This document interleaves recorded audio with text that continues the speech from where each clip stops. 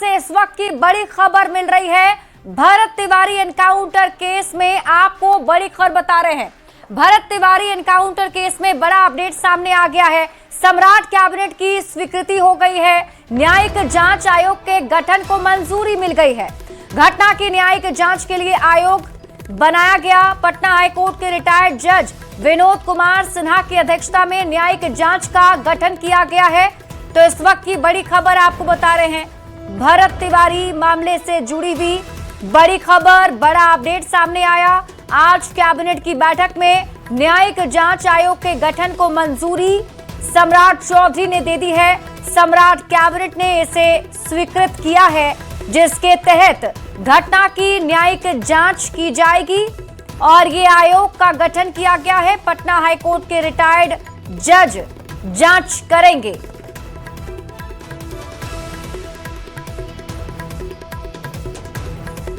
तो बड़ी खबर आपको बता रहे हैं। भरत एनकाउंटर केस में बड़ा अपडेट सामने आया। दरअसल आज मुख्यमंत्री सम्राट चौधरी की कैबिनेट की बैठक हुई और इसमें बड़ा फैसला लिया गया है। न्यूज 18 संवाददाता शैलेंद्र अधिक जानकारी के साथ जुड़ गए हैं। शैलेंद्र, अब ये आयोग का गठन तो हो गया है, कब से जांच शुरू होगी? बिल्कुल, देखिए सरकार ने पहले ही घोषणा की थी कि न्यायिक जांच कराई जाएगी और उसके लिए आयोग का गठन किया जाएगा और पटना हाईकोर्ट को इसके लिए कहा भी गया था, पत्र भी दिया गया था और आज कैबिनेट से भी इस पर मंजूरी हो गई है। और जो पटना हाईकोर्ट के रिटायर्ड जज हैं विनोद कुमार सिन्हा, उनकी अध्यक्षता में न्यायिक जांच आयोग का गठन किया गया है और माना जा रहा है कि अब जल्द से जल्द इस मामले में जो जांच है वो भी अब शुरू होगी। और ये बिहार सरकार ने एक बड़ा निर्णय लिया है, क्योंकि घटना के बाद सरकार की काफी फजीहत हुई थी और उसके बाद भी मुख्यमंत्री सम्राट चौधरी ने न्यायिक जांच कराने की बात कही थी। और आज जब बिहार कैबिनेट की बैठक हुई है, उस बैठक में इस एजेंडे पर भी मुहर लगी और पटना उच्च न्यायालय के जो रिटायर्ड जज हैं विनोद कुमार सिन्हा, उनकी अध्यक्षता में न्यायिक जांच आयोग का गठन किया गया है, जो इस पूरे मामले की जांच करेगी और रिपोर्ट सरकार को सौंपेगी। जी ठीक है शैलेंद्र, आप इस खबर पर नजर बनाकर रखिए। शुक्रिया इस अपडेट के लिए। और इस बीच एक और बड़ी खबर आपको इसी मामले से जुड़ी हुई बताते हैं। आरा से अब बड़ी खबर मिल रही है। भरत तिवारी एनकाउंटर मामले से जुड़ी ये बड़ा अपडेट। महापंचायत में बड़ा ऐलान किया गया है। प्रशासन को अल्टीमेटम दे दिया गया है, जिसमें श्राद्ध कर्म तक पुलिस वालों की गिरफ्तारी हो, ये अल्टीमेटम प्रशासन को दिया गया है। गिरफ्तारी नहीं होने पर विधानसभा घेराव की चेतावनी दी गई है। ये तस्वीर आपको महापंचायत की दिखा रहे हैं। आरा की तस्वीर है। बड़ी खबर आपको बता रहे हैं। दो तस्वीरों के जरिए आप समझ सकते हैं लोगों में कितना ज्यादा आक्रोश है। ये सभी महापंचायत में शामिल होने पहुंचे, जहां भरत तिवारी को श्रद्धांजलि अर्पित की गई और प्रशासन को अल्टीमेटम दिया गया। तो आरा के भरत तिवारी एनकाउंटर मामले में पुलिस के खिलाफ हत्या की एफआईआर के बाद अब सबकी नजर इस बात पर है कि आखिर दोषी पुलिसकर्मियों पर कार्रवाई कब तक होगी। ये रिपोर्ट देखिए।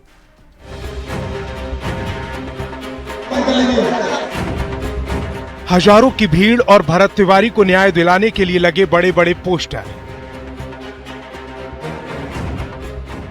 तस्वीर आरा के बिलौटी गांव की है, जहां पुलिस की गोली से मारे गए भरत तिवारी के लिए श्रद्धांजलि सभा का आयोजन किया गया।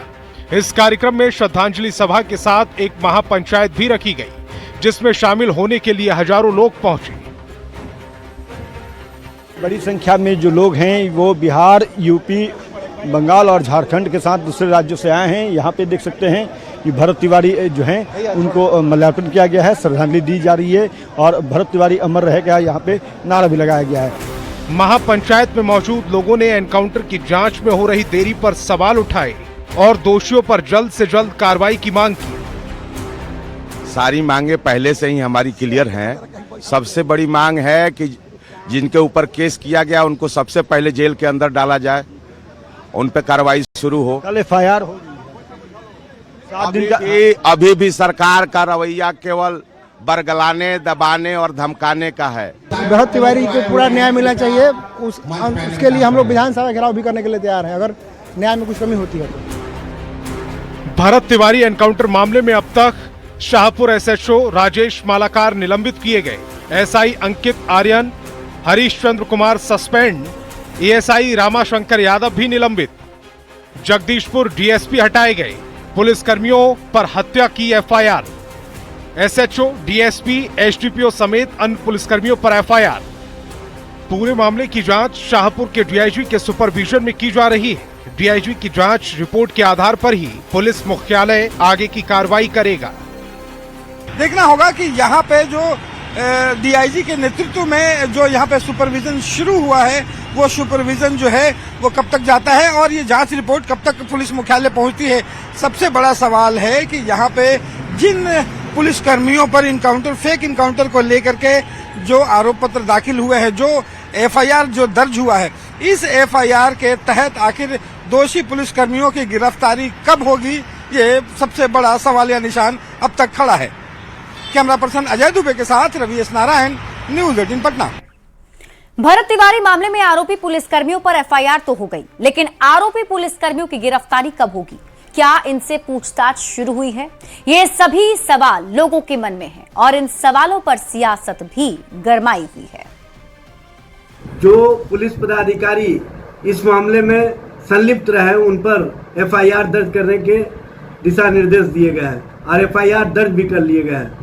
लेकिन सरकार से और सरकार के लोगों से मैं पूछना चाहता हूं कि उन बड़े पदाधिकारियों पर, उन नेताओं पर कब एफआईआर दर्ज होंगे जिन्होंने इस तरह की इनकाउंटर नीति को समर्थन देने का काम किया। बिहार पुलिस अपने ही दारोगा और सिपाही को नहीं खोज पा रही है और दावा किया जा रहा है कि अपराधी पकड़ लेंगे।